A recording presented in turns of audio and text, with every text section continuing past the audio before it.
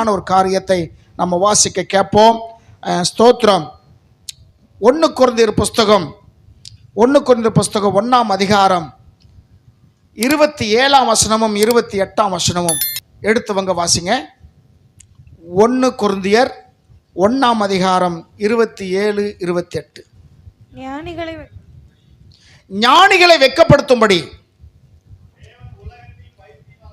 பைத்தியமானவர்களை தெரிந்து கொண்டார், பலமுள்ளவர்களை வெட்கப்படுத்தும்படி பலவீனமானவரை தெரிந்து கொண்டார். யாரையெல்லாம் தெரிந்து கொள்ளுது? இதான் இன்னைக்கு செய்தி. தேவன் எப்படிப்பட்டவர்கள் தெரிந்து கொள்ளுகிறார், உலகம் எப்படிப்பட்ட தெரிந்து கொள்ளும். ஒரு கிளாஸ் ரூம்ல ஒரு 25 பேர் இருக்காங்க வச்சுக்கோங்களேன். 25 பேர்ல நல்லா படிக்கிறவங்க இருப்பாங்கல்ல, ஒரு 5 பேர் இருப்பாங்கல்ல, அவங்களுக்கு தான் அங்க இருக்கிற ஆசிரியர் பெருமக்கள் அதிகமான நேரத்தை கொடுத்து அவர்களை அடுத்த கட்டத்துக்கு என்ன செய்வாங்க, கொண்டு போவாங்க. ஏன்னா அந்த பசங்க எப்படிப்பட்ட பசங்களா? நல்லா படிக்கிற பசங்க, அவங்களுக்கு தான் டியூஷன், அவங்களுக்கு தான் காரியங்கள் எல்லாம் யாருக்கு பண்ணுவாங்க? நல்லா படிக்கிறவங்களுக்கு தான். இது உலகம். ஆண்டவர் என்ன செய்கிறாரு? யாரெல்லாம் நல்லா படிக்கலையோ அவங்களை கர்த்தர் முன்னுக்கு கொண்டு வருகிறார். அல்லேலூயா. நல்லா படிச்சவங்களை இன்னும் சொல்லிக் கொடுக்கணும், இன்னும் சொல்லிக் கொடுக்கணும், இன்னும் சொல்லிக் கொடுக்கணும். அது நான் போன வாரம் சொன்னோம்ல, நல்ல மாட்டுக்கு ஒரு சூடு, அது தப்பு, அப்படி வார்த்தை அது அல்ல. நல்ல மாடு, அதே நல்ல மாடு, அதுக்கு எதுக்கு சூடு வைக்கணும்? அதுவே நல்ல மாடா இருக்கு, அதுக்கு எதுக்கு ஏன் சூடு வைக்கிற பாவம்? அப்ப நல்ல மாடல்ல நல்ல சுவடு, சரிங்களா? நல்ல சுவடு உள்ள மாட்டுக்கு நல்ல அதாவது நல்ல சுவடுள்ள மாடுக்கு, நல்ல மாட்டுக்கு ஒரு சுவடு, ஒரு கால் தடம், அது கீழே இறங்கி இருக்கும் பார்த்துக்கிடுங்களேன். அப்போ அந்த மாடு அவ்வளோ வெயிட்டான மாடுன்னு போன வாரத்தில் பார்த்தோம். இது போல் நிறைய உதாரணங்களை சொல்லிக்கிட்டே போகலாம். நல்லா படிக்கிறவனுக்கு எதுக்கு டியூஷன்? யாருக்கு டியூஷன் வைக்கணும்? அதானே வைக்கணும். ஆனால் உலகம் யாருக்கு வைக்குது? நல்லா படிக்கிறவங்களுக்கு. அழகாக இருக்கிற பெண்களுக்கு தான் என்ன செய்வாங்க? மேக்கப் அதிகமாக போடுவாங்க. அவளே ஏற்கனவே அழகாக தானே இருக்கா, எதுக்கு நீ அலங்கோலமாக பண்ணிட்டு வச்சுக்கிட்டு இருக்கிற? அழகுக்கு அழகு சேர்க்கிறதாமா, அழகுக்கு அழகு சேர்க்கிறது. நார்மலாக இருக்கிறவங்களுக்கு என்ன செய்ய மாட்டாங்க, அவ்வளோ செலவு, இது எவ்வளோ பெயிண்ட் அடித்தாலும் இப்படி தான் இருக்கும் அப்படின்னு சொல்லி விட்டுருவாங்க. ஆனால் அதுதான் எப்படி இருக்கும்? நல்லா இருக்கும், அழகாக இருக்கும். இந்த இயற்கை. நான் என்ன சொல்ல வரேன்னா, யார் அதிகமாய் ஒரு முன்னேறிய நிலைமை இருக்கோ அவங்களுக்கு தான் என்ன கொடுப்பாங்க? முதலிடத்தை கொடுப்பாங்க. ஆனால் ஆண்டவர் யாரெல்லாம் மட்டமாக நினைக்கிறாங்களோ அவங்களுக்கு முதலிடம் கொடுக்கிறார். அல்லேலூயா. தேவ நாமத்துக்கு மகிமை உண்டாகட்டும். இங்கே வாசிங்க 27. ஞானிகள் 1. ஞானிகள் யார் தேர்ந்தெடுப்பாங்க? உலகம் தேர்ந்தெடுக்கும். ஆண்டவர் யார் தேர்ந்தெடுக்கிறாரு? பைத்தியங்களை. பைத்தியங்களாம் சுய புத்தி இல்லாதவங்க, தன்னிலை மறந்தவர்கள், இவன் என்றைக்கு லாக்கியாக மாட்டாம் என்று ஒதுக்கப்பட்டவங்களை கர்த்தர் தெரிந்து கொள்கிறார். அடுத்து பலம் உள்ளவன் பலவீனன். ராணுவத்துக்கு யாரெல்லாம் தேர்ந்தெடுப்பாங்க? பலமா இருக்கிறவங்க. உலகத்துடைய ராணுவத்திற்கு, ஆண்டவருடைய ராணுவத்துக்கு பலவீனமானவர்கள் தெரிந்து கொண்டார். அல்லேலூயா. இந்த லிஸ்ட்ல நம்ம இருக்கிறோம். ஒருவேளை பைத்தியக்காரங்களா இருக்கலாம், ஒருவேளை பலவீனமானவங்களாக இருக்கலாம். தேவன் உங்களை என்னையும் தெரிந்தெடுத்திருக்கிறார். அல்லேலூயா. உலகம் தெரிந்தெடுக்கிறதெல்லாம் வேற வகை. நம்மளை தெரிந்தெடுக்கிற ஆகாதுன்னு கழிச்சு போட்ட நம்மளை தான் கர்த்தர் தெரிந்தெடுத்து அவங்களை முன்னாடி கொண்டு வருகிறார். அல்லேலூயா. தேவனா மகிமை உண்டாகட்டும். அப்புறப்பா உள்ளவைகளை அவமாக்கும்படி, உள்ளது அவமாக்கும்படி, உலகத்தின் இழிவானவைகளை, உள்ளது இழிவானது, சரிங்களா?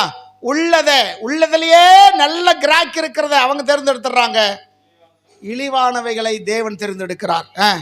அற்பமா எண்ணப்பட்டவர்கள் இல்லாதவர்களும் தேவன் தெரிந்து கொண்டார். யாரையெல்லாம் தேவன் என்ன செய்கிறாரு? தெரிந்து கொண்டார் என்று இன்னைக்கு நம்ம பார்க்கிறோம். சரிங்களா? 2 உதாரணத்தை சொல்லிட்டு நான் கர்த்தருடைய வார்த்தைக்கு நேராக நான் கடந்து போகிறேன். இந்த உலகத்துடைய ராஜ்யம் கட்டுவதற்கு, இந்த பூமியில ஜனங்கள் தேர்ந்தெடுப்பதற்கு. இன்னைக்கு பாருங்க, பிசாசு நல்ல யாரையெல்லாம் அவன் வந்து தேர்ந்தெடுக்கிறான்னா, ஊர்லயே ஒரு பணக்காரனா இருப்பான், அவனை தான் பிடிப்பான் பிசாசு. அல்லது அந்த ஊர்ல ஒரு பிரசித்தமானவனா இருப்பான், படிச்சவனா இருப்பான், ஊர்களுடைய பாரம்பரியத்தை உங்க குடும்பம் தான் பார்க்கணும் அப்படின்னு ஒரு பெருமையை என்ன செஞ்சிருவான், ஏத்தி வச்சிருவான். ஒரு பெருமை ஏத்தி வச்சிருவான். இருக்கிற பெஸ்ட் பிசாசு என்ன செஞ்சிருவான், தேர்ந்தெடுத்துக்குருவான். ஆமா இல்லைங்களா? இருக்கிறதுலயே ஒரு பெஸ்ட் தேர்ந்தெடுத்துக்குருவான். உன்னால ஆகாதுன்னு சொல்லப்பட்ட அவர்களை, இழிவானவைகளை தேவன் தெரிந்து கொண்டார். சோதோம் கோமராவுக்கு போகிறதுக்கு முன்னாடி ஆபிரகாம் சொல்றாரு, எப்பா நீ கிழக்கு போனா நான் மேற்க போறேன், நீ மேற்க போனா நான் கிழக்கு போறேன், உனக்கு ஒரு ஜாய்ஸை கொடுக்குறேன், நீ தேர்ந்தெடுத்துக்கோ சொல்லும்போது லோத்து எதை தெரிந்து கொண்டான், சோதோம் கோமராவை தெரிந்து கொண்டான். ஆமா இல்லைங்களா? அந்த சோதோம் கோமரா தேவனால் அழிக்கப்படுவதற்கு முன்னாடி எப்படி இருந்துச்சா, ஏதோம் தோட்டத்தை போலவும் எகிப்து தேசத்தை போலவும் இருந்ததான். ஏதோன் தோட்டம் என்றால் அது எப்படிப்பட்ட தோட்டம், தேவன் தோட்டம், தேவனுடைய தோட்டம், தேவனுடைய தோட்டம். ஏதேன் தோட்டம் போல இருந்தது. ஏன்னா அந்த தோட்டத்துக்கு தண்ணி பாய்ச்சறதுக்கே 4 நதி என்ன செஞ்சிச்சான், இருந்துச்சான். செழிப்பு மிக்க ஒரு தோட்டம். இது மோசே தான் எழுதுகிறார். மோசேவுக்கு தெரியாது, ஏதேன் தோட்டத்தை என்ன செஞ்சதில்ல, அவன் பார்த்தது இல்லை, அப்படித்தானே? அவர் தான் எழுதுறாரு, ஏதோன் தோட்டத்தை போல் இருந்தது. ஆதியாமம் எழுதுனது யாரு, மோசே. ஆதியாமம், யாத்ராமம், லேவியராகமம், என்னாகம், உபாகம், சரிங்களா? இந்த 5 தான் பஞ்சாகம் சொல்லுவோம். இதான் தோரா, அவங்களுடைய சட்ட புஸ்தகமே அதுதான். இந்த 5 புஸ்தகத்தை எழுதுனது யாரு, மோசே. அப்ப ஏதோன் தோட்டத்தை மோசே பார்த்ததில்லை, ஆனா எழுதுறாரு. சோதோம் கோமராவை அழிக்கப்படுவதற்கு முன்னாடி அது பார்வைக்கு எப்படி இருந்துச்சா, ஏதோன் தோட்டம் போல் இருந்ததுதான். மோசேக்கு தெரியாது, ஆவியானவருக்கு தெரியுமா தெரியாதா? தெரியும். ஆவியானவர் தானே எழுத வைக்கிறாரு, வேத புத்தகத்தை அவர் தான் எழுத வைக்கிறாரு, எழுதுகிறார். அப்ப இவன் கண்ணுல பார்த்தது எகிப்து தேசம் போல இருந்துச்சான். எகிப்து தேசம் எப்படிப்பட்ட தேசம், செழிப்பு மிக்க தேசம். நயல் நதி 3600 கிலோமீட்டர் அவங்க ஊர் வழியா போய் தான் அது கடல்ல கலக்கும். செழிப்பு மிக்க தேசம். மோசேவுக்கு எகிப்து தேசத்தை பத்தி எப்படி தெரியும் சொல்லுங்க? அங்கதான் பிறந்து வளர்ந்தது, அங்கதான் பிறந்து வளர்ந்தது. அப்ப அவனுக்கு தேசத்தை பத்தி தெரியுமா தெரியாதா? தெரியும். அப்ப அழிக்கப்படுவதற்கு முன்னாடி அந்த தேசம் அவ்வளவு அழகா இருந்துச்சான். லோத்து பார்த்தா, இந்த தேசத்தை நான் தேர்ந்தெடுத்துக்கிறேன். பாக்கியெல்லாம் பார்க்குறான், அதை விட ஒன்று என்ன இல்லை, அதை விட பெஸ்ட் கிடையாது, அதை விட ரொம்ப மோசமாக தான் இருக்கு. மோசமானதை நீ எடுத்துக்கோ, நல்லதை நான் எடுத்துக்கிறேன் போயிட்டான். ஆண்டவர் சொன்னாரு, அவன் நல்லதை எடுத்துக்கிட்டா நீ கவலைப்படாத, உன்னோடு நான் இருந்து உன்னை பெரிய ஜாதி ஆக்குவேன். அல்லேலூயா. நல்லதெல்லாம் எடுத்துக்கிட்டாங்க, எங்கள் கடைசியில் இது கொடுத்துருக்கான், கவலைப்படாத, உனக்கு உள்ளது போதும் என்று அதை கொண்டே கர்த்தர் உன்னை பெரிய காரியங்கள் நடத்துவார். தேவநாம மகிமை உண்டாகட்டும். இல்லாதவர்களை கர்த்தர் தெரிந்து கொண்டாராம். எதை தெரிந்து கொண்டார்? இல்லாதவர்களை தெரிந்து கொண்டார். அருமைக்குரியவர்களே, இந்த செழிப்பை நம்பி போனவன் இவன் கொண்டு போனதையும் தொலைச்சிட்டான், அங்க சம்பாதிச்சையும் தொலைச்சிட்டு மாற்று ட்ரெஸ் கூட எடுத்து வந்தான்னு தெரியல, பஞ்ச பரதேசி மாதிரி வந்து என்ன செய்தான், சோவார்ல வந்து சேர்ந்தான். விளங்குதா? எதை கண்ணு இச்சித்து போனானோ, எதை அழகா இருக்குன்னு போனானோ, போகும்போது போனா கடைசியில் எல்லாத்தையும் இழந்துதான் வந்தான். நீ கழிச்சு போட்டதை நான் எடுத்துக்கிறேன், ஆனா என்னோட ஆண்டவர் இருக்கிறான், நம்பி இருந்தவனை கர்த்தர் செழித்தோங்கும்படி செய்கிறார். அல்லேலூயா. உன்னோட ஆண்டவர் இருக்கிறார் மாத்திரம் நீ மறந்து போகாத. எல்லாராலும் அற்பமா நினைக்கப்படி எல்லாம் எடுத்துட்டு கழிச்சு தான் கொடுத்தாங்கயா சொல்றீங்களா? அது அந்த கழிச்சு தான் இருக்கலாம், ஆனா உன்னோட கர்த்தர் இருக்கிறார், உன்னோட கர்த்தர் இருக்கிறார். அப்ப இந்த உலகத்தின் ராஜ்ய மேன்மைக்காக, ராஜாங்கம் நடத்துவதற்காக 2 ராஜாக்களை நான் உங்களுக்கு அறிமுகப்படுத்தி வைக்கிறேன். இது ஒரு சில உதாரணம் தான். இந்த உதாரணத்தை படிச்சுட்டு செய்திக்கு நேரம் நம்ம கடந்து போவோம். சரிங்களா? முதலாவது நீங்க வாசிங்க, தானியேல் புஸ்தகம் 1ஆம் அதிகாரம் 3வது வசனம். தானியேல் 1:3.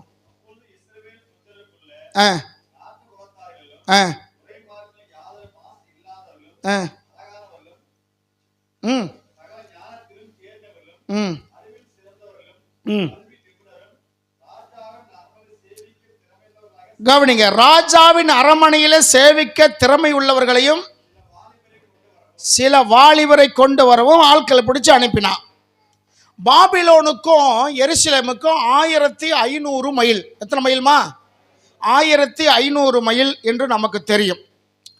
அங்கிருந்து இங்க வந்து படையெடுத்து இப்ப இந்த ராஜா, பாபிலோன் இருக்கிற அந்த ராஜா ஏற்கனவே ஒருத்தர் சூசான் தலைநகரமா வைத்திருந்தார். அவர் 127 தேசத்துக்கு சக்கரவர்த்தியா இருந்தார். இப்ப அதை விட நாடுகள் அதிகமாயிருச்சு. எல்லாம் அந்த கிரேக்க சாம்ராஜ்யம் பரவி இருக்கிறது. அங்கே உள்ளூர்காரங்கள்லாம் ஒவ்வொரு நாட்டிலையும் அதிகாரிகளாக போட்டு விட்டார். ஏன்னா அந்தந்த நாட்டுக்காரங்களை அதிகாரிகளாக போட்டால் அவர்கள் ராஜாவுக்கு விரோதமாக என்ன செஞ்சிருவாங்க? எழும்பிடுவாங்க என்று சொல்லி அந்த உள்நாட்டுக்காரங்களை நம்பாம பாபிலோன் தேசத்தை சேர்ந்தவர்களை அதிகாரிகளாகவும் மந்திரிகளாகவும் சிற்று அரசர்களாகவும் இங்கிருந்து ஆட்களை போட்டு விட்டான். எத்தனை தேசம்? 127 தேசத்துல போட்டு விட்டான். இப்ப தலைமை செயலகத்தில் வேலை பார்க்கறதுக்கு ஆட்கள் இல்லை, இருக்கிறாங்க, கம்மியா இருக்கிறாங்க. அப்ப ராஜாவுக்கு ஒரு யோசனை வருது, நம்ம நிர்வாகம் நடத்துறதுக்கு என்ன வேணும்? ஆட்கள் வேண்டும். நம்ம ஆட்களை எல்லாம் வெளியே அனுப்பிட்டோம். இப்ப நம்ம நிர்வாகத்துக்கு ஆட்கள் வேணும். யாரை தேர்ந்தெடுக்கலாம் சொல்லி தன்னுடைய மந்திரிமார்களை வச்சு அவன் என்ன செய்யறான்? ஒரு ஆலோசனை பண்ணுகிறான். எந்த ஊருக்காரங்களை எடுக்கலாம், எப்படி இன்டர்வியூ வைக்கலாம், இப்படி எல்லாம் கேட்கும்போது மந்திரிமார்கள் மூலியமாக ஒரு முடிவு எடுக்கிறாங்க. ஐயா, எல்லா நாட்டில் இந்த 127 தேசங்களை இருந்தாலும் இந்த எருசலேம் சொல்லி ஒரு நாடு இருக்கு பாத்தீங்களா? இஸ்ரேல் சொல்லக்கூடிய நாட்டில் எருசலேம் சொல்லி இருக்குல்ல, அங்க இருக்கிறவங்க சாதாரணமான ஆட்கள் அல்ல, அவர்கள் தேவனால் அபிஷேகம் பண்ணப்பட்டவர்கள். ஆனா இவங்க பாபிலோன்காரங்க விக்கிரங்களை கும்பிடுறவங்க தான், விக்கிரங்களை கும்பிடுறவங்க தான். பொதுவாகவே பாருங்க, நம்ம ஆண்டவர் அறியாத பிள்ளைகள் நம்ம சொந்தக்காரர் இருக்காங்களே, அவங்க இயேசு ஒரு நாள் கும்பிட்டு போறதுல அவங்களுக்கு பெரிய பிரச்சனையே இல்லை. ஏன்னா 33 கோடி தேவர்களை தெய்வமாக ஏற்றுக்கொண்டவர்கள் அத்தோட இயேசுவையும் வணங்குறதுல அவங்களுக்கு என்ன இல்லை, எந்த பிரச்சனையும் இல்லை. ஆனா நமக்கு தான் பிரச்சனை. ஒன்றே குலம் ஒருவனே தேவன் என்று திருமூலார் சொன்னாலும் அந்த ஒரு தெய்வன் யார் என்று நம்ம அடையாளம் கண்டுபிடிச்சதுனால இவருக்குள்ளாக நின்று விட்டோம். இந்த ஒன்னே ஒன்று கண்ணே கண்ணு பொண்ணே பொண்ணு சொல்லி ஒன்றை வச்சு வணங்குறதுனால மற்றவர்கள் ஏற்றுக்கொள்ள நம்ம மனசு என்ன செய்யுது? மறுக்குது. ஆனா அவர்களுக்கு 33 கோடி தேவர்களை வணங்கி அவர்கள் வணங்குறபடினால இந்த ஒன்றை சேர்த்து வணங்குறதுல அவங்களுக்கு என்ன இல்லை, நாங்கள் அதையும் தான் கும்பிடுவோம் இதையும் தான் கும்பிடுவோம் இல்லைங்களா? இவங்க சன்மார்க்கமா போயிடுவாங்க. அப்ப நமக்கு தான் பிரச்சனை. இவங்க சொல்றாங்க, இப்படி எருசலேம் இருக்கிறவங்க அந்த நாட்டில் இருந்த முன்னாடி இருந்த ராஜாக்கள் எல்லாமே ரொம்ப ஞானவான்கள். யாரெல்லாம் அவங்களுக்கு மனசு வருது? அவங்க வாழ்க்கையில எந்த ராஜாவை மறந்தாலும் 2-3 பேர் அவங்க என்ன செய்ய முடியாது, எந்த நாடு மறக்காது. ஏன்னா அந்த நாட்டிலிருந்து பல ஜாம்பவான்கள் எழும்பி இருக்கிறாங்க, ஞானவான்கள் எழும்பி இருக்கிறாங்க. அந்த யூதர்கள் ரொம்ப அறிவானவர்கள். காரணம், அந்த தேசத்துல தான் தாவீதுன்னு சொல்லக்கூடிய ராஜா இருந்தான். அவனுடைய மகன் அவனுக்கு பிறகு சாலமோன் என்ற ஒருவன் இருந்தான். அவனுடைய ஞானம் போல உலகத்துல யாருக்கு அப்படிப்பட்ட ஞானமே இல்லை என்று அவங்களுக்கு சரித்திரம் இருக்கும் இல்லையா? ராஜாக்கள் வாழ்ந்த சரித்திரம் அதுல பார்க்குறாங்க. அப்படி என்றால் நம்ம தேசத்தை நிர்வாகம் பண்ணுவதற்கு, நம்ம தேசத்தை வழிநடத்துவதற்கு அங்கிருந்து சில பேர்த்த என்ன செய்யுங்க, கோட்டிட்டு வாங்க. அப்படின்னு சொல்லும்போதுதான் இவங்களை கூப்பிடுறாங்க. அந்த ஊர்ல நிறைய பேர் இருந்தாங்க. யாரை கூப்பிட்டுட்டு போறாங்க பாருங்க, ராஜா நிர்வாகம் பண்ணுவதற்கு, அரசாங்க அதிகாரிகளாய் வேலை பார்க்குவதற்கு, தன் இராணுவத்தில் இணைப்பதற்கு, மேலே அதிகாரிகளாய் இருப்பதற்கு யாரை தெரிந்து கொள்றான் பாருங்க. இப்ப வாசிங்க அந்த வசனம். புத்திரருக்குள்ள கவனிங்க, யாரை தேர்ந்தெடுக்கிறாங்க? ராஜ நிர்வாகம் பண்ணுவதற்கு யார் வேண்டும்? ராஜ குலத்தார், பெஸ்ட் இருக்கிற பெஸ்ட் அவங்கள ஒதுக்கு, தனியா ஒதுக்கு. அப்புறம் துறை மக்கள், துறை மக்கள்னா மேன்மையானவர்கள் அர்த்தம். 2, எந்த குற்றமும் சாட்டப்படா, லஞ்சம் வாங்கினா, லாவணி வாங்கினா, அவன் பண்ணா, இவன் பண்ணா, குடிச்சான், வெறிச்சான், இப்படி என்று எந்த விதமான ரீமார்க்கும் இல்லாதவர்கள். விளங்குதா? இப்போ நீங்கள் வந்து லண்டனுக்கோ அமெரிக்காவுக்கோ நியூசிலாந்துக்கோ வெளிநாடுகளுக்கு, நம்ம இந்தியாவுக்குள்ளே எங்கேயும் போகலாம், பிரச்சனை இல்லை. வெளிநாடுகளுக்கு நீங்கள் போகிறதா இருந்தால் போலீஸில் வந்து அது வந்து விசாரணை பண்ணுவாங்க. பாஸ்போர்ட் கொடுக்கும்போது ஒரு விசாரணைக்கு தான் என்ன செய்வாங்க, கூப்பிடுவாங்க. உங்கள் மேலே ஏதாவது எஃப்ஐஆர் இருக்கா, எத்தனை வருஷத்தில் என்ன கேஸுக்கு உங்கள் மேலே எஃப்ஐஆர் வந்தது அப்படின்னு அவங்களுக்கு ஒன்று இருக்கும். அது இருந்தால் நீங்கள் ஒன்று என்ன செய்ய மாட்டான், பாஸ்போர்ட்டு கொடுக்க மாட்டான். விளங்குதுங்களா? எந்த பிரச்சனை இல்லைன்னு சொன்னால் தான் பாஸ்புக்கே கொடுப்பான். அதை வச்சு நம்ம காசு செலவஞ்சு தான் என்ன செய்ய போகிறோம், வெளிநாட்டுக்கு போக போகிறோம். இப்போ மாசு இல்லாதவர்களும் 3. அடுத்து அழகானவர்கள். ராஜா அரசாங்க வேலையில் எப்படிப்பட்டவங்களா இருக்கணும்? அழகானவங்களா இருக்கணும். இந்த ஏர்போர்ட்டில் வேலை பார்க்குற லேடிஸ் எல்லாம் பாருங்க, எப்படி இருப்பாங்க? அழகாக இருப்பாங்க. இந்த ஏர்போர்ட்டுக்குள்ளே, ஏர்பஸ்க்குள்ளே இருக்கிற பெண்கள் எப்படி இருப்பாங்க? அழகாக இருப்பாங்க. அவங்களுக்கு 7 பாஷை 8 பாஷை தெரியும். அவங்களுக்கு சும்மா ஒரே பாஷை கிடையாது, 7 8 பாஷை தெரியும். ஜவுளிக்கடையில் வேலை பார்க்குற பொம்பளை பிள்ளைகள் பாருங்க, எப்படி இருப்பாங்க? நீட்டாக போவாங்க. அப்படி தானே? நீட்டாக போவாங்க, அழகுள்ள பிள்ளைகளாக இருப்பாங்க. இந்த பெண்கள், அழகு நிலையத்துக்கு போகிற பெண்கள், அங்கே வேலை பார்க்குற பெண்கள் எப்படி இருப்பாங்க? அதே போல் ஆண்கள் அழகு நிலையத்துக்கு போகும்போது அங்கே இருக்கிற ஆண்கள் எப்படி இருக்காங்க? சட்டை கூட இல்லாமல் இருப்பான். அப்படி தானே? ஆனால் பெண்கள் அழகு நிலையம் வச்சிருக்கிற அந்த இடத்துல அங்கே வேலை பார்க்குற பெண்கள் எப்படி இருப்பாங்க? இவங்க முதலாவது மேக்கப் பண்ணி ரெடியாக இருப்பாங்க. ஏன்னா அப்படி இருந்தால் அந்த பெண்கள் என்ன செய்வாங்க, வருவாங்க. ஆமாம் இல்லைங்களா? இது ஒரு வகையான ஒரு நாலேஜ், ஒரு விதமான காரியம் தான் வைங்களேன். அப்படி இருக்கும்போது இங்கே ராஜாவுடைய அரண்மனையில் வேலை பார்க்கறதுக்கு 4வது யார் வேணும்? அழகானவர்கள். 5, தேர்ச்சி பெற்றவனும், சகல ஞானம் இருக்கணும். முட்டாப்பா யாரும் என்ன செய்யக்கூடாது, இருக்கக்கூடாது. நல்ல அறிவுள்ளவங்களா தூக்குடா. அப்புறம் அறிவில சிறந்தவர்களும், தேறினவர்களும், அறிவில சிறந்தவர்களும். அறிவுன்னா அறிவு, அப்படிப்பட்ட அறிவாக இருக்கணும். ராஜாவின் அரண்மனையில் வேலை பார்ப்பதற்கு இவங்கெல்லாம் அந்த நாட்டுடைய பெஸ்டா இல்லையா? பெஸ்டா இல்லையா? பெஸ்ட்டை எல்லாம் அவன் தூக்கிட்டு இருக்கான். அப்புறம் வாசிங்க, கல்வியில நிபுணரும். படிச்சா மட்டும் போதாது, அதில் எப்படி இருக்கணும்? நிபுணனா இருக்கணும், ஆராய்ச்சி பண்ணவங்களா இருக்கணும். அவன் வேதத்தை படிச்சா போதாது, அது என்ன செய்யணும்? ஆராய்ச்சி பண்ணணும். ஏன்னா இதுதான் உனக்கு ஜீவன். உங்களுக்கு இதுதான் ஜீவன்.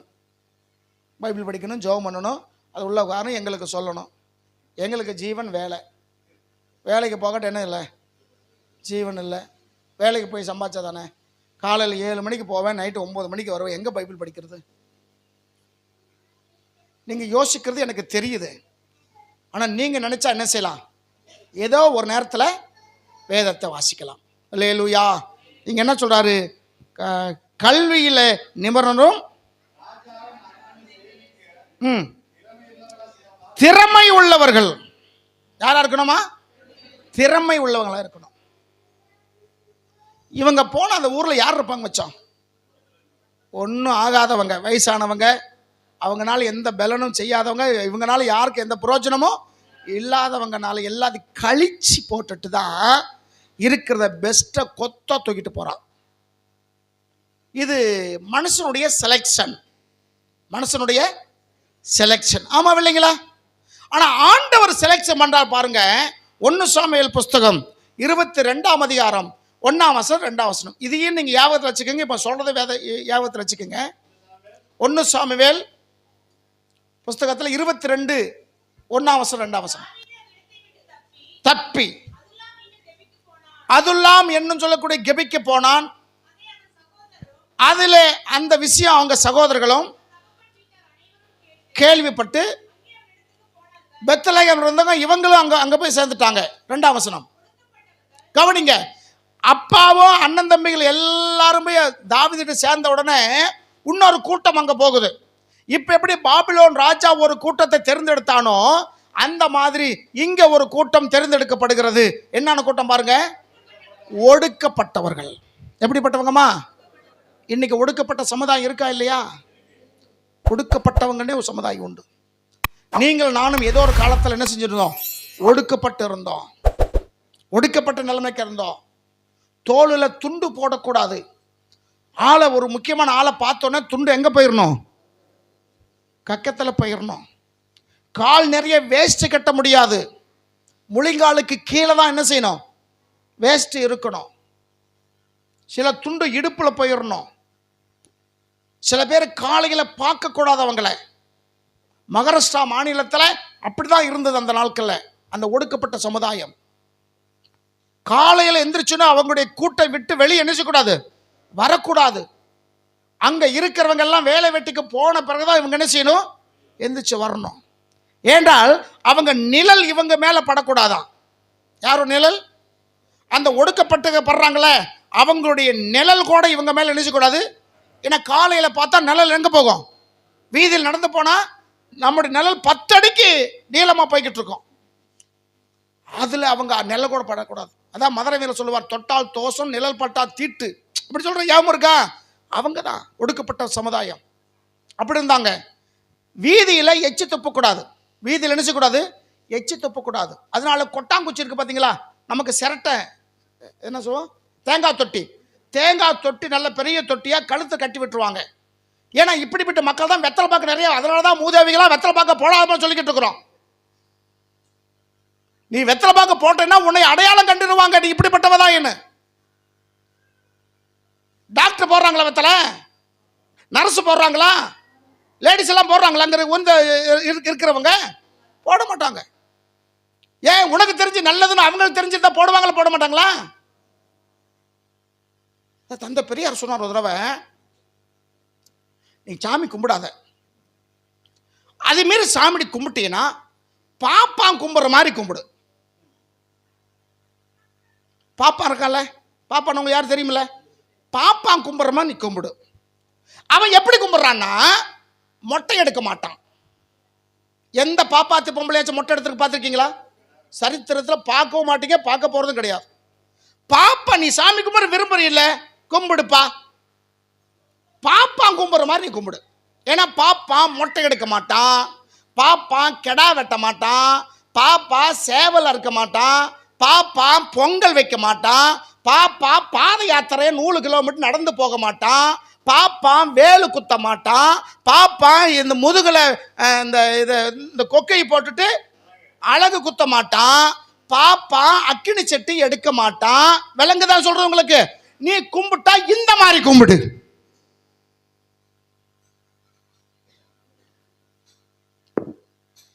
அப்ப அவர்கள் பண்ணாததை இவர்களை பண்ண சொல்லி இதில் அவன் என்ன பார்த்துக்கிட்டு இருக்கிறான்? தன்னை மேன்மக்களாய் நினைத்து கொண்டு இருக்கிறான். விலங்குனா விலங்குங்க, விலங்காட்டி விட்டுருங்க. தன்னை பெரிய ஆளு மாதிரி காட்டிக்கொள்கிறான். இந்த கொட்டாங்குச்சியை கழுத்தில் கட்டி எச்சி வந்தா அதில் தான் துப்பிக்கிறணும். வீதியில் துப்பக்கூடாது. தீட்டு வீதி என்ன ஆயிரும்? தீட்டாயிரும். அந்த கொட்டாங்குச்சி நிறைஞ்ச பிறகு கொண்டு போய் எங்கேயாச்சும் வெளியே கொண்டு போய் என்ன செய்வாங்க? கொட்டிட்டு வந்துடுவாங்க. எல்லாரும் வேலைக்கு போன பிறகுதான் இவங்க வேலைக்கு போகணும். எல்லாரும் அவங்க வேலைக்கு போயிட்டு வந்த பிறகுதான் இவங்க என்ன செய்யணும்? காடு கரையிலிருந்து என்ன எல்லாம் போயிடுவாங்கல்ல, அதுக்கப்புறம் தான் வீட்டுக்கு வரணும். விளங்குதுங்களா? ஒடுக்கப்பட்ட ஒரு கூட்டம். என்ன கூட்டம்?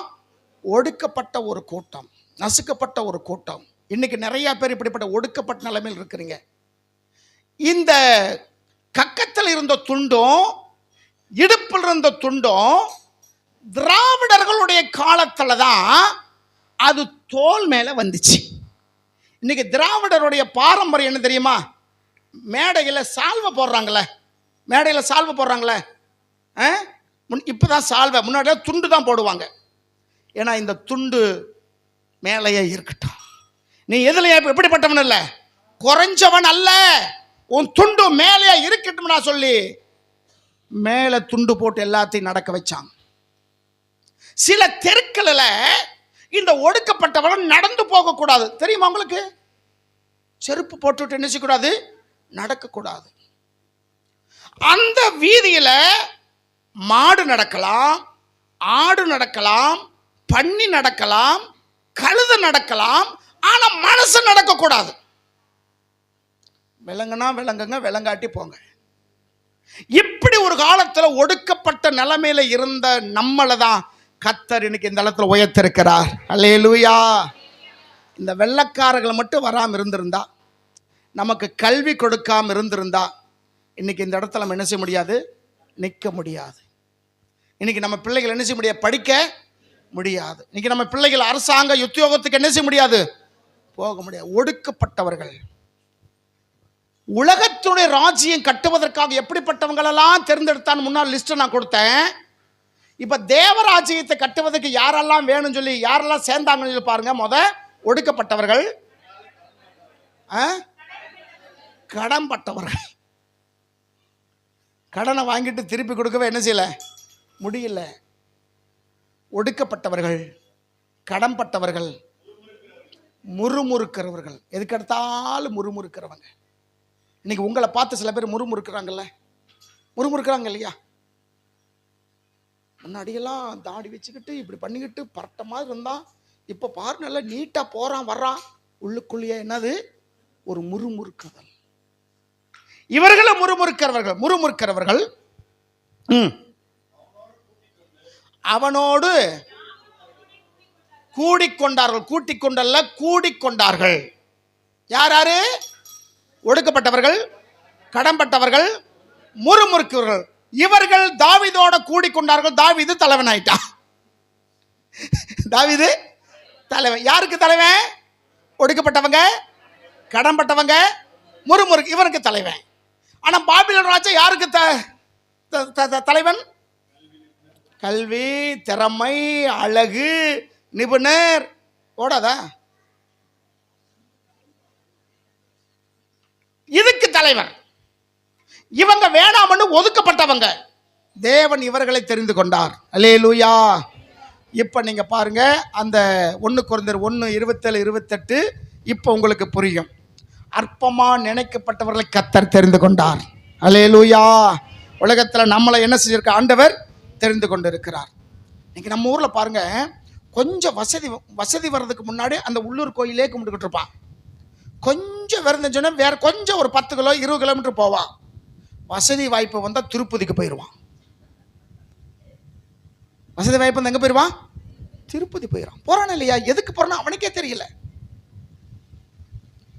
பணம் இருக்கு, லோக்கல் சாமியெல்லாம் என்னோட ரேஞ்சுக்கு சரியில்லை, என்னுடைய ரேஞ்சுக்கு இந்த சாமிகள் எனக்கு என்னோட ரேஞ்ச் இல்லை. என்னுடைய ரேஞ்ச் எதுதான்? அதுதான். ஏன்னா நான் அந்த அளவுக்கு என்ன செஞ்சுட்டேன், வளர்ந்துருக்கிறேன். என் ரேஞ்ச் அதுதான். இன்னைக்கு சாமியெல்லாம் கும்பிட்டு சலிச்சு போனவங்க இன்னைக்கு சித்தர்கள் சொல்லி கும்பிட்டுக்கிட்டு இருக்காங்க. வாரம் ஆனாலுமே இந்த கணக்கப்பட்டியல ஒன்று இருக்கு. அது பேர் என்ன தெரியுமா? என்ன சாமியார்? என்ன சாமியார்? அழுக்கு சாமியார் சொல்லுவாங்க, மூட்டை சாமியார் சொல்லுவாங்க. அழுக்கு துணிகளை மூட்டை கட்டி வச்சதுனால மூட்டை சாமியார். அழுக்கு அவர் ஒரு மனநல பாதிக்கப்பட்டவர். எப்படிப்பட்டவர்?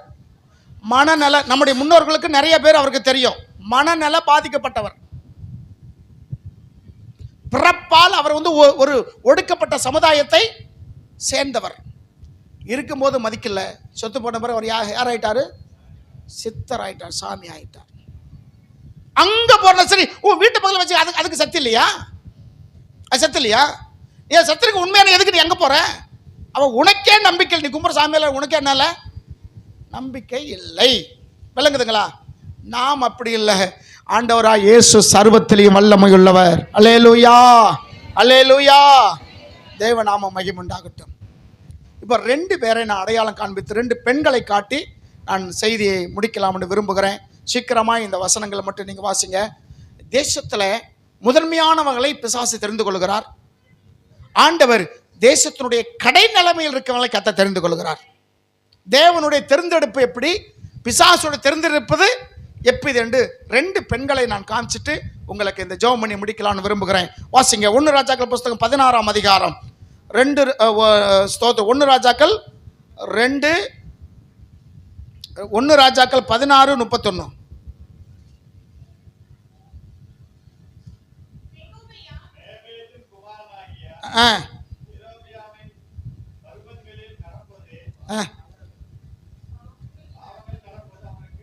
பாவங்களில் நடப்பது அவனுக்கு கொஞ்சமா இருந்தது போல்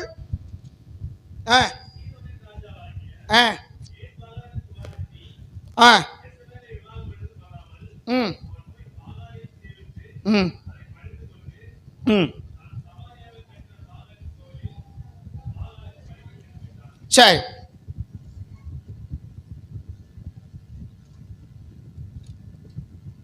இங்க 2 பேர் குறிப்பிடுகிறார். ஒரு பேர் என்னது? ஆகாப்பா. ஆகாப்பு. அவன் யாரை திருமணம் செய்து கொண்டான்? எசபேல். ஆகாப்பு எந்த நாட்டை சேர்ந்தவன்? இஸ்ரேல் நாட்டை சேர்ந்தவன். ஆமா இல்லையா? எந்த நாட்டை சேர்ந்தவன்? இஸ்ரேல் நாட்டை சேர்ந்தவன். இந்த இஸ்ரேல் நாட்டை சேர்ந்தவன் எந்த பெண்ணை கல்யாணம் பண்றான்னா, சீதோனின் ராஜாவாக ஏத் பகால் குமாரத்தி. ஏத் பகால் என்றால் அது ஒரு பெண், செழிப்பின் தேவன். என்ன தேவன்? செழிப்பின் தேவன். பாகால் சீசர்கள் சொல்லி பார்க்கிறோம்ல, பாகாலோட தீக்கிதை சொல்றோம்ல, அந்த தெய்வம் உருவான ஒரு நாடு தான் என்ன நாடு? சீதோனுடைய தெய்வமா இருந்தது. விளங்குதா? இங்க இஸ்ரேலில் இவனுக்கு பெண்ணு கிடைக்கலையா?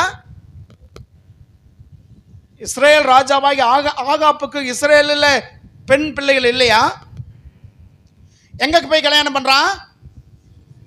சீதோனில் ராஜாவா இருக்கிற ஏத் பகால் அவருடைய பேர். இந்த பாகால் என்று சொல்றதுக்கு அர்த்தம் செழிப்பு என்று பொருள். பாகால் என்றால் மழைக்குரிய தெய்வம் என்று பொருள். என்ன தெய்வம்? மழைக்குரிய தெய்வம். அவரை தான் நம்ம முன்னோர்கள் வரண பகவான் என்று சொல்லுவார்கள். என்ன பகவான்? வரண பகவான் என்று சொல்லுவார்கள். ஆமா, இந்த பாகால் மழைக்குரிய தெய்வம். மழை வந்தா செழிப்பு வருமா வராதா? செழிப்பின் தெய்வம், மழையின் தெய்வம். நம்ம பாஷையில வரண பகவான். இப்ப அந்த தேசத்துல எலியா வந்து ஒரு சாபத்தை சொல்லுகிறார். என்ன செய்யக்கூடாது? மழையே வரக்கூடாது. நான் சொல்லுகிற வருஷங்களில் தான் மழை வரும், இல்லாட்டி என்ன மழையே வராதுன்னு மழை வராதபடிக்கு என்ன செய்தார்? சொல்லிட்டு போயிட்டார். அவர் நினைச்சிருந்தா வேற எந்த சாபமாச்சும் கொடுத்துருக்கலாம். ஆமா இல்லைங்களா? வேற சாபம் கொடுக்கலாம், கொடுக்க கூடாதா? கொடுத்துருக்கலாம். இவர் ஜோபிச்ச போல வானத்துல அக்கினி என்ன செஞ்சது? இறங்கி வந்தது. அக்கினி வந்து சுட்டு எரிச்சிருங்கன்னா ஒரே நாள்ல ஜோலி முடிஞ்சு போயிடும். இல்ல மற்ற காரியத்தில் ஏதாவது பிரச்சனை சொல்லலாம். ஒரு நோய் வரட்டும், நோய் வந்து எல்லாரும் நினைச்சீங்க செத்து போங்க அப்படி சொல்லியிருக்கலாம். இதெல்லாம் விட்டுட்டு ஏன் மலை மேல கண்ணு வைக்கிறார்னா, ஏன்னா அந்த நாடு நினைச்சுக்கிட்டு இருக்கு, இந்த மக்கள் நினைச்சுக்கிட்டு இருக்காங்க, பாகாலை கும்பிட்டதுனால தான் மழை வருது, மழை வர்றதுனால தான் நாடு எப்படி இருக்கு. ஆனா இந்த செழிப்பை கொடுத்தது ஆண்டவர். அல்லேலூயா. உனக்கு பொருளாதாரம் கொடுத்தது ஆண்டவர், உனக்கு செல்வம் கொடுத்தது ஆண்டவர், உன் கை காலுக்கு நல்ல சுகத்தை கொடுத்தது ஆண்டவர், உன் பிள்ளைகளை பாதுகாக்கிறது ஆண்டவர். ஆனா நீ நினைக்கிற என்னைக்கோ ஒன்று செஞ்சிருக்கல, அதனால தான் நான் பிழைக்கிறேன், அதனால தான் எனக்கு செல்வம் வருது, அதனால தான் நான் இன்னைக்கு ஆசீர்வதிக்கப்பட்டு இருக்கிறேன்னு அனுதினமும் உன்னை ஆசீர்வதிக்கிற ஆண்டவரை மறந்துவிட்டு என்னைக்கோ ஒரு செய்த காரியத்தை நம்பி இன்னைக்கு ஏமாந்து போகிற ஒரு கூட்டம் உண்டு. அருமைக்குரியவர்களே, ஆகையினாலதான் எலியா சொன்னார், மழையே வராது. மழை வரலன்னா என்ன செய்வானுங்க இவங்க? என்ன செய்வாங்க? பாகாலுக்கு பூஜை பண்ணுவாங்க. அப்படித்தானே? பாகாலுக்கு என்ன செய்வாங்க? பூஜை பண்ணுவாங்க. எதற்காக? எங்க ஊர்ல மழை வர வேண்டும், விவசாயம் செழிக்க வேண்டும். நான் சிறுவனா இருக்கும்போது நான் பார்த்துருக்கிறேன். எங்க பகுதியில் அந்த விருதுநகர், அந்த ஏரியா, அருப்புக்கோட்டை, அந்த பகுதியெல்லாம் பார்த்தா நிறைய சிவகாசி, கோயில்பட்டி, அந்த ஏரியாலாம் மழையெல்லாம் பெரும்பாலும் வராது. அதனால தான் பட்டாசு தொழில் செய்யறதுக்கு அங்கே என்ன கொடுத்துருக்காங்க? அனுமதி கொடுத்துருக்குறாங்க. மழைகள் பெரும்பாலும் வராது. அப்போ மழையே இல்லாமல் போனால் அந்த ஊர்க்காரங்களுடைய நம்பிக்கை என்னன்னா, ஒரு கழுதை கல்யாணம் முடிச்சு வைக்கிறது அதெல்லாம் சில நடக்குது. ஆனால் 2 உருவ பொம்மை செய்வாங்க. மண்ணில் கீழே இந்த வைக்கப்பில்லு போட்டு அதுக்கு மேலே 2 முழு நிர்வாணமாய் ஆண் பொம்மையும் பெண் பொம்மையும் செய்வாங்க. செஞ்சு அதில் காலில் கைத்தை கட்டி அந்த ஊர் முழுவதும் என்ன செய்வாங்க? சுற்றுவாங்க. அதை பார்க்குறவங்கெல்லாம் இப்படியா பண்ணிருக்காங்க அப்படி சொல்லி எல்லாம் வஞ்சாங்கன்னா அந்த ஊர் மேலுக்கு திஷ்டி போயிருமாமா. அப்போ வர்ண பகவானுக்கு கோபம் வந்து என்ன செஞ்சிருமா? மழை வந்துருமா. எவ்வளோ பெரிய விஞ்ஞானம் பார்த்தீங்களா? எவ்வளோ பெரிய நம்பிக்கை பார்த்தீங்களா? இப்படி பண்ணின நாட்கள் உண்டு. அதுக்கு அப்புறம் தான் கழுதைக்கு கல்யாணம், அப்புறம் தவளைக்கு தவளை கல்யாணம். ஏன்னா தவளை பாருங்க, மழை பெஞ்சாதான் என்ன செய்யும்? அது அதிகமாக கத்தும். சில சொல்லுவாங்க தவளை கத்துனதுனால தான் மழை பெய்யுன்னு சொல்லுவாங்க. அது இல்லை, மழை பெஞ்சதுனால தான் அது கத்துது. இப்போல்லாம் தவளைகள் இல்லையா? நம்ம ஊரில் இருக்கு. எங்க சத்தம் காணோம்? மழை பெஞ்சு பாருங்க, சத்தம் கொடுக்குது இல்லையா? அப்போ தவளை கத்துறதுனால மழை வர்றதில்ல, மழை வந்ததுனால சந்தோஷத்தில் அது கத்துது. இப்ப மழை வரலன்னா அந்த ஜனங்க என்ன செய்வாங்க? பாகாலுக்கு பூஜைகளை பண்ணுவாங்க, புண்ணியசைகளை பண்ணுவாங்க, கிடா வெட்டுவாங்க, மாடு வெட்டுவாங்க. அந்த தெய்வத்தை குளிர்ச்சி ஆக்குவதற்கு என்னென்னமோ காரியங்கள் செய்வார்கள். இந்த ஆடி மாசம் புறஜாதிகள் இருந்து கேள்வி, இந்த ஆடி மாசம் யாருக்கு உகந்ததுன்னு கேட்டா என்ன சொல்லுவீங்க? ஆடி மாசம் யாருக்கு உகந்தது? மாட்டுக்கு உகந்ததா? செத்தவங்களுக்கு உகந்தது. ஆடி அமாவாசை அன்னைக்கு இது திதி கொடுப்பாங்க. அப்புறம் தெய்வ ஜவுளி கிடைக்கா? ஏன்னா 1 வாங்கினா 1 ஃப்ரீ. ஆடி ஆப்பர் அப்படித்தானே? தெய்வங்களுக்கு, மாரியம்மாவுக்கு ஏன் உகந்தது? அம்மாவுக்கு என்ன கொள்வாங்க? கூழ். அதான் இளைய கலைவாணன் சொல்லுவார், இன்னும் கூழே ஊற்றுக்கிட்டு இருக்கீங்கடா, ஒரு இட்லி தோசை ஆக்கி போடுங்கடா, ஒரு ஆம்பளடிக்கு மட்டும் ஆக்கி இன்னும் கூடுவே. நீ மட்டும் காலை எழுந்திரிச்சு நல்லா மூக்கு பிடிக்க டிஃபன் சாப்பிட்டுட்டு இன்னும் ஆத்தாவுக்கு என்ன செஞ்சுட்டு இருக்க? கூழையே ஊற்றிக்கிட்டு இருக்கையே. இந்த ஏழையாவில் ஏன் அன்னைக்கு செஞ்சுருக்காங்கன்னா, ஆடி மாதங்களில் விவசாயம் இருக்காது. ஆடி மாதங்களில் விவசாயம் இருக்காது, வருமானம் கிராமத்தில் இருக்காது. பார்த்துக்கிடுங்க. இந்த ஆடி பட்டம் தேடின்னு சொல்லுவாங்களே, அந்த மழை பெஞ்சு அதில் கருது வந்து அது விற்றாதான் காசு அல்லது பண்ட மாற்றம். அப்போ நிறையா கிராமங்களில் வெறுமையாக இருக்கும், சாப்பாட்டுக்கே வழி இல்லாமல் இருக்கும். அப்போ என்ன செய்வாங்கன்னா, கூழு காய்ச்சி கோயிலில் மக்களுக்கு ஊற்றுவாங்க. ஒரு நேரம் சாப்பாடு அவங்களுக்கு கிடைக்கும். விளங்குதா? அம்மாவுக்கு ஊற்றல, யாருக்கு ஊற்றுறது? ஆமாம், இப்படி சொன்னாதான் இவனுக்கு ஊற்றுவாங்க சொல்லி நினச்சிட்டு ஊற்றுற தவிர உண்மை அப்படி கிடையாது. சரி, இப்போ பாகால அந்த 3 வருஷ காலமாக அவங்க கும்பிட்டுருப்பாங்களா? கும்பிட்டுருக்க மாட்டாங்களா? கும்பிட்டுருக்காங்க. என்ன இல்லை? மழையே இல்லை. அப்போ என் மக்களுக்குள்ள என்ன வந்திருக்கும்? இந்த தெய்வம் மழையின் தெய்வம் அல்ல. மழையின் தெய்வமாக இருந்திருந்தால் நம்ம செஞ்ச பூஜைக்கு என்ன கொடுத்துருக்கோம்? மழை கொடுத்துருக்கோம். இப்போ மழை இல்லை, அப்போ இது டுபாக்கூர்னு தெரிஞ்சிருக்கும். ஆமாம் இல்லைங்களா? தெரிஞ்சிருக்கோம், தெரியாதுக்கா. இன்னைக்கு நம்ம நிறைய மக்களுக்கு இன்னும் தெரியல. இங்கே போகிறான் நல்லாகலை, இன்னொரு பக்கம் போகிறான் நல்லாகலை, இன்னொரு பக்கமும் நல்லாகலை. 2 வருஷம் கழிச்சு மறுபடியும் அதே வழியை தான் போகிறான், அதே வழியில் தான் போகிறான். ஏற்கனவே போனமே ஒன்றும் இல்லையா என்று நினைக்கிறது அந்த பகுத்தறிவு அவனுக்கு இல்லை. அந்த பகுத்தறிவு இல்லை. மானமும் அறிவும் மனிதனுக்கு அழகு என்று பெரியார் சொன்னார். அருமைக்குரியவர்களே, அப்படிப்பட்ட ஒரு நாலேஜ் அவங்களுக்கு என்னல இல்லை. நீ என்ன இருந்தாலும் நீங்கள் தான், குறையே சொல்ல மாட்டான். ஆனால் நம்ம சபைக்குள்ள வர்றவங்க தான் 3 வாரத்துக்குள்ள ஏதாச்சும் நடக்கணும், இல்லாட்டி உடனே எங்க போயிடும்? 30 வருஷம் நீ கும்பிட்டு ஒண்ணும் இல்லாத அங்கதான் போவேன். 30 வருஷமா 3 தலைமுறை எதை கும்பிடுறியோ அங்க ஒண்ணும் இல்லைன்னு சொல்லி இங்க வந்த இல்ல, இங்க 3 வாரம் பொறுத்துக்கொள்ள முடியாது. மறுபடியும் எங்க போவ? அங்கதான் போவ.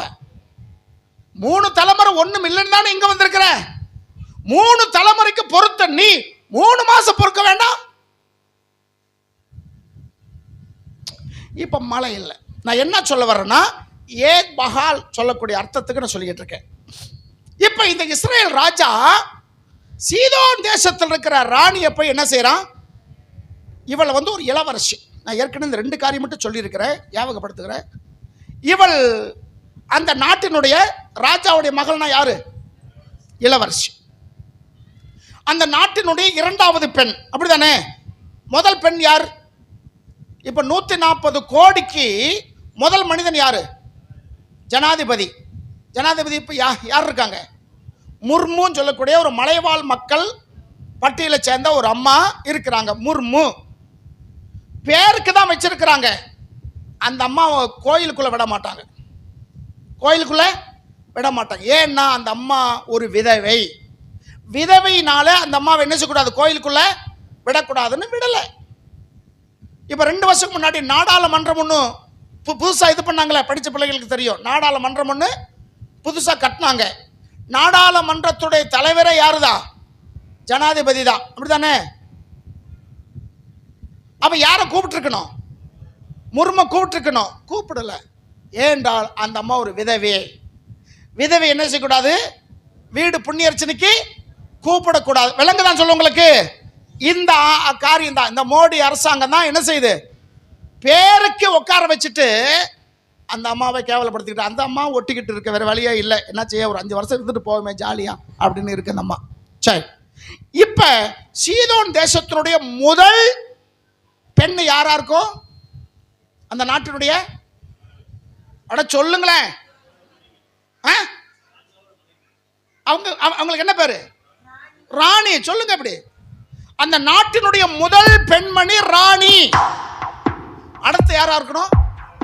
இளவரசி. சரிங்களா? வேத அறிஞர்கள் சொல்றாங்க, இவளுக்கு இந்த எசபேலுக்கு திருமணம் ஆகும் போது அம்மா இல்லை, அம்மா இல்லை, ராணி இறந்துட்டாங்க. அப்ப அந்த நாட்டுடைய முதல் பெண்மணி யாரு? எசபேல் தான். பிசாசு யாரை தேர்ந்தெடுத்து எங்க கொண்டு வர்றான் பாருங்க. பாகால் என்றால் விக்கிரம், ஆண்டவருக்கு பிரியமில்லாத ஒரு காரியம், அருவருக்கிற காரியம்.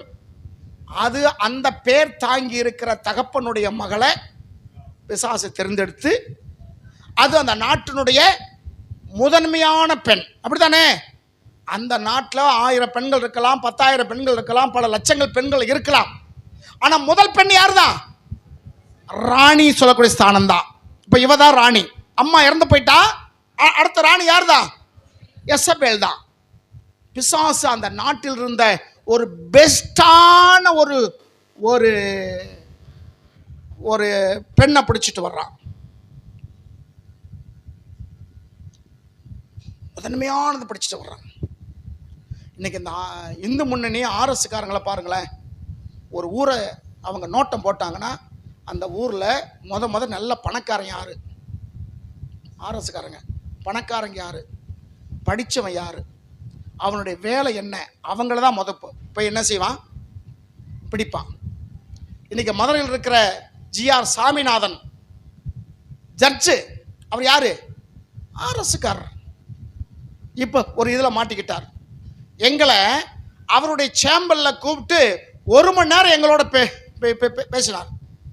எங்களுக்கு ஆப்போசிட் இருக்கிற குரூப்பும் நாங்கள் 3 பேர், அவங்க ஒரு 3 பேர், அவருடைய சேம்பர், அதை மதுரையில் இருக்கிற ஹைகோர்ட் இருக்குல்ல, ஹைகோர்ட்டில் மேலே அவருடைய சேம்பரில் உட்காந்து பேசணும்.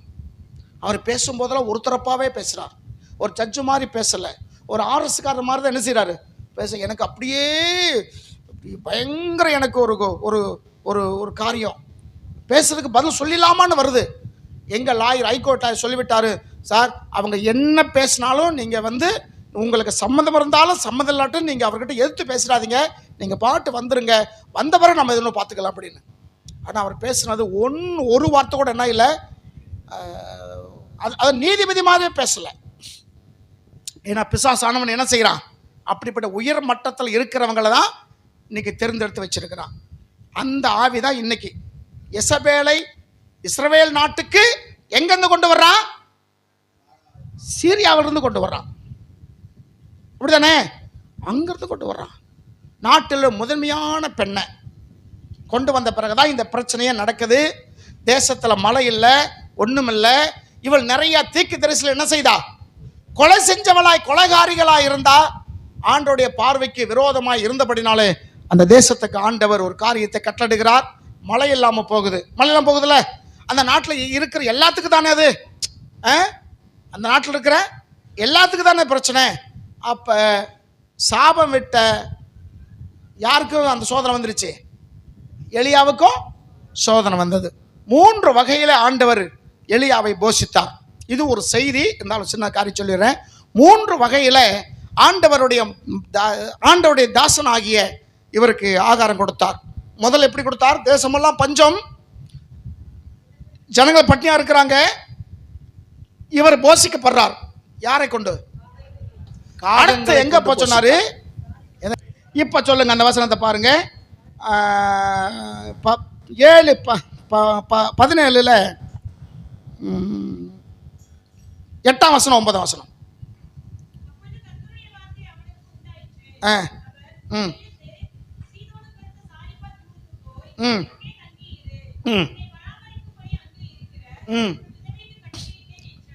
சரிங்களா? இப்போ காக்காய் கொண்டு வந்து கொடுத்துச்சு, சாப்பிட்டா. இப்போ அங்கே குடிக்கிற தண்ணி கேரிட்டு அது சின்ன ஒரு இது மாதிரி குளம் மாதிரி தண்ணி வற்றி போச்சு. அடுத்த சாப்பாடு வேணும்ல. ஆண்டவர் எங்கே போக சொன்னார், எங்கே போக சொன்னார், விதை விடுதா எங்கே போக சொன்னார்,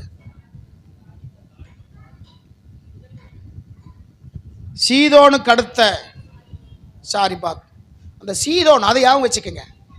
சீதோன் இருந்து தான் எசபேல் வந்தா, அந்த நாட்டினுடைய முதன்மையான பெண். அப்படித்தானே, முதல் பெண் அவதான். பிசாசை தேர்ந்தெடுத்தது பெஸ்டான தேர்ந்தெடுத்து கொண்டு வந்தான். ஆண்டவர் யாரை தேர்ந்தெடுக்கிறாரு, அதே நாட்டில் இருக்கிற ஒரு விதவையை தேர்ந்தெடுத்தார். விதவைக்கு முக்கியத்துவம் தருவாங்களா, நல்ல கடத்தை கூப்பிடுவாங்களா? இன்னைக்கு மாறி போச்சு. இதுக்கும் காரணம் பெரியார் தான். சரிங்களா? இன்னைக்கு நிறைய மாறி போச்சு. அந்த பழைய அந்த பஞ்சாங்கத்தில் இருக்கிறவங்க, அந்த பழைய சாக்கடையில் கிடக்கிறவங்க தான் இன்னும் அதை என்ன செய்கிறாங்க, பார்த்து கொண்டு இருக்காங்க. தவிர மனிதனாய் நினைக்கிறவன் அது நினைப்பதில்லை. அல்லேலூயா. இப்ப ஆண்டவர் எங்க போ சொன்னாரு, எப்பா உனக்கு சாப்பாடு வேணுமா? ஆமா ஆண்டவரே, சீதோனுக்கு போ. எங்க போ? சீதோன். சரி போகிறேன். சீதோன்னா ஒரு வெளிநாடு, இஸ்ரேல் வேற, சீதோன் வேற. அப்போ ஒரு வெளிநாட்டுக்கு போக சொல்றாரு. போறேன். வெளிநாடுனால நமக்கு சந்தோஷம் தானே, வெளிநாடுல நமக்கு இதுதான் சந்தோஷம் தான். அப்போ ஃபாரின் ட்ரிப்பு போக சொல்றாரு. வெளிநாட்டுக்கு எங்க போறது? சாரிபாத்துன்னு ஊர் இருக்கு, அந்த நாட்டில் சாரிபாத்துன்னு ஊர் இருக்கு, அந்த ஊருக்கு போ. சரி அங்க போயிடுறேன். அப்புறம் யாருக்கு சொல்றீங்க? சாரிபாத்துனா அந்த ஊர்லயே பெரிய பணக்கார அம்மா, ஒரு பெரிய கெட்டிக்காரி, ஒரு பெரிய ஒரு வசதி வாய்ப்பு இருக்கிற அம்மாவா இருக்கும், அங்கதான் போ சொல்லுவாரு. இவர் மனசுக்குள்ளேயே நினைச்சுக்கிட்டு இருக்கிறாரு. ஆண்டவர் சொல்லிட்டாரு, அங்க இருக்கிற ஒரு விதவைக்கு கட்டளையிட்ட. விதவை என்றால் எல்லாத்துக்கும் கடைப்பெண். அவங்களுக்கு பேரே கைப்பெண் சொல்லுவாங்க. என்ன பெண்ணு? கைப்பெண். கைப்புள்ள இல்லை, கைப்பெண்ண என்ன அர்த்தம்? கைவிடப்பட்டவங்கல்ல. கைவிடப்பட்ட இன்னொரு பொண்டாட்டி கூட்டு போறான்ல, அவன் தான் கைவிடப்பட்டவன். இவள் கணவனை இழந்தவள். கைவிடப்பட்ட மறுபடி சேர்த்துக்கலாம்ல, சேர்த்துக்கலாம். இது கைப்பெண் என்ற நாள் கணவன் இல்லாதவன், கணவன் மரித்து போனவன், விதவை. சரிங்களா? அப்ப அந்த நாட்டிலேயே எல்லாத்தையும் கடனில் இருக்கிறது யார் தான்? இந்த பெண் தான். சாரிபாத் அந்த ஊருடைய காரியத்தை நான் சொல்லிடுறேன். சீதோன் தேசம் முழுவதும் ராஜா நடு மையத்தில் குடியிருப்பார். இப்ப எங்கேயாச்சும் மாற்று ராஜா இவங்களோட யுத்தத்துக்கு வந்தா அந்த எல்லை பகுதி இருக்கும்ல, அந்த எல்லை பகுதியில் தான் இப்படிப்பட்ட விதவைகள் எல்லாம் கொண்டு போய் குடியேற்றி வைப்பான். அந்த அம்மாவும் பாவம் கொண்டு வந்து கொடுத்துச்சு, சாப்பிட்டான். சட்டியில் எண்ணெய் குறையல, பாத்திரத்தில் மாவு குறையல, பஞ்சகாலம் முழுவதும் சாப்பிட்டாள். அல்லேலூயா. அவள் மட்டுமல்ல, அவளுடைய உறவினர்களும் கூப்பிட்டு வந்து சாப்பிட்டு வச்சுட்டான். உடனே சொல்லிருப்பா, அக்கா, சித்தி, பெரியம்மா, சித்தக்கா எல்லாம் வாங்க, எங்க வீட்டுல மாவு குறைஞ்சு போகவே இல்லை, வாங்க வாங்க. பஞ்சகாலம் முழுவதும் அவங்க சொந்தக்காரங்க எல்லாம் சாப்பிட்டாங்களாமா. அல்லேலூயா, அல்லேலூயா. இன்னைக்கு நம்ம ஒருவேளை அப்படி வறுமையா இருந்து, தேசத்துல மழை இல்லாம 3 வருஷ காலம் வறட்சியா இருந்து, உங்களுக்கு மட்டும் இப்படி ஒரு ராட்டு சீட்டு விழுந்துச்சுன்னா வெளியே சொல்லுவீங்க? அவரையே வெளியே தெரியாம வச்சுக்கிடுவான். வெளியே போயிடாதீங்க, போனால் யாரும் சொல்லி கேட்பாங்க, இங்கே பண்ண மாதிரி அங்கேயும் நீங்கள் பண்ண வேண்டியது இருக்கும், போகாதீங்க, எங்கேயும் போகக்கூடாது, வெளியே போனால் பாம்பு இருக்குது, வெளியே போனால் பிசாசு, என்னென்ன ஜாட பண்ணு சொல்லுமோ சொல்லிடுவோம். ஆனால் இந்த விதவை தாய் தன்னை சேர்ந்த எல்லாத்தையும் கூப்பிட்டு சாப்பாடு கொடுத்தா. நம்ம செய்கிறோமா? காக்காவுடைய சுபாவத்தை மாற்றின ஆண்டவர் நம்ம சுபாவத்தை மாற்றலை. மாற்றிருந்தா நம்ம இருக்க லெவலே வேற. அல்லேலூயா. ஆனால் ஆண்டவரால் மாற்ற முடியும். ஒரு விதவையை கொண்டு எலியாவுக்கு ஆகாரத்தை கொடுத்த ஆண்டவர் உங்களை கொண்டு போஷிக்க முடியும், போஷிக்க வைக்க முடியும். அல்லேலூயா. 3வது சாப்பாடு தேவதூதனே கொடுத்தான் இல்லையா? 3வது சாப்பாடு தேவதூதனே கொடுத்தான். முதல் சாப்பாடு காக்கா கொடுத்துச்சு, 2வது சாப்பாடு விதவை தாய் கொடுத்தாங்க, 3வது சாப்பாடு தேவதூதன் கொடுத்தான். ஆனால் இவன் என்ன சொல்லிட்டு படுத்தான் தெரியுங்களா? எலியா, நான் செத்து போயிடுறேன், எனக்கு சாவு வேணும்னு சொல்லி ஜெபம் பண்ணா. ஆனால் கடைசி வரைக்கும் சாகாமலேயே பரலோகத்துக்கு போயிட்டான். அல்லேலூயா. ஆமாம் இல்லைங்களா? அவன் செத்தானா? சாகல. அவன் கேட்டது சாகணும்னு நினைச்சான், சாகாமலேயே பரலோகத்துக்கு கர்த்தர் வணசிட்டாரு, கொண்டு போயிட்டார். அதன் பிறகு அவர் வருவார், வந்து 3 நாள் பிரசங்கம் பண்ணுவார். 3 நாளைக்கு அவருடைய பாடி வந்து உலகத்தினுடைய பெருநகரத்தில் கிடக்கும், எல்லாரும் அவர்களை காண்பார்கள். இப்படியெல்லாம் வெளிப்படத்தில் இருக்கு. ஆனால் அந்த காலகட்டங்களில் அவர் சாகலை, ஆண்டவர் நினைச்சிட்டா உயிரோட எடுத்துக்கிட்டார். நான் என்ன சொல்ல புரிஞ்சுக்கிடுங்க, அற்பமாக நினைக்கப்பட்டவர்களை கர்த்தர் தெரிந்து கொண்டார். அற்பமாக நினைக்கப்பட்டவர்களை பிசாசு முதன்மையானவர்களை தெரிந்து கொண்டான், ஆண்டவர் அற்பமானவர்களை. தேசத்துடைய ராஜா ராணியை முதல் பெண்ணை தெரிந்து கொண்டான் பிசாசு, ஆண்டவர் தேசத்துடைய கடைசி பெண்ணை தெரிந்து கொண்டார். நீங்களும் நானும் எந்த காரியத்தில் கடைசி நிலைமையில் இருக்குன்னு நினைக்கிறீங்க? பொருளாதாரத்திலையா, சரீர சுகங்களையா, சமுதாயத்திலையா, வேலை செய்யக்கூடிய இடத்துலையா, எந்த இடத்துல கடநிலையில் இருக்கு நீங்க நினைக்கிறீங்களோ உங்களை தான் கர்த்தர் தெரிந்தெடுத்திருக்கிறார். அல்லேலூயா. அப்படி எழுந்து நிற்போமா? நன்றி ஆண்டவரே.